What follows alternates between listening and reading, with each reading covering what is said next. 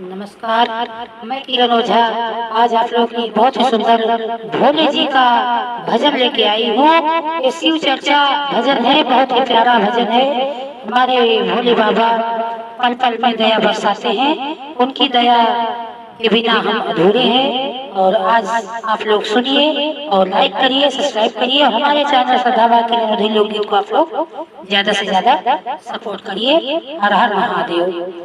बेलवा के पेड़ बड़ा भारी, चर्चा होला हमरे दुआरी। बेलवा के पेड़ बड़ा भारी, चर्चा होला हमरा दुआरी।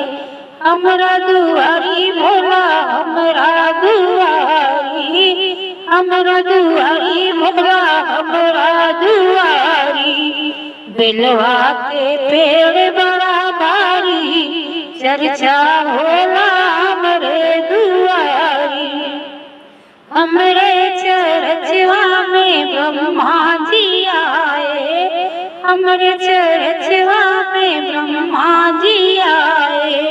ब्रह्मा जी आए संगे विष्णु जी आई, ब्रह्मा जी आए संगे विष्णु जी आए। लक्ष्मी जी अंगना पधारी, होए चर्चा हमरी दुआरी। लक्ष्मी जी अंगना पधारी, चर्चा होवे हमरे दुआरी।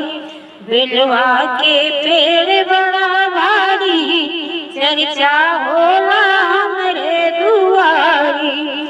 हमरे चर्चवा में शिव भोला आई है, भोला जी आई है, महादेव आई है। गौरा जी अंगना पधारी, चर्चा होला हमरे दुआरी। गौरा जी अंगना पधारी, चर्चा होला हमरे दुआरी। बेलवा के पेड़ बड़ा भारी, चर्चा होला हमरे दुआरी। हमरे चर्चवा में गणपति आई, हमरे चर्चवा में गणपति आई।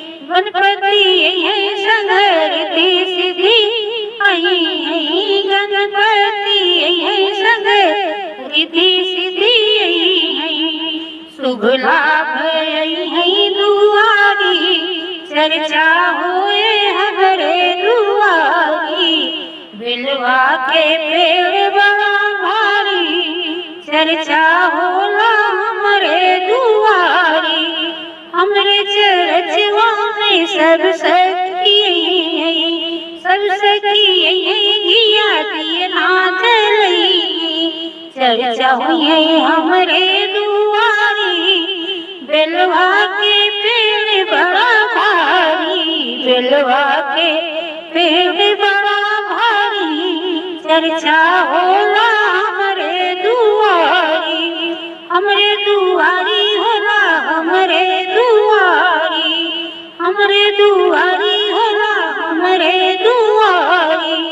बेलवा के पेड़ बड़ा भारी, चर्चा होला हमरे दुआरी। हर हर महादेव। जय श्री कृष्ण। राधे राधे।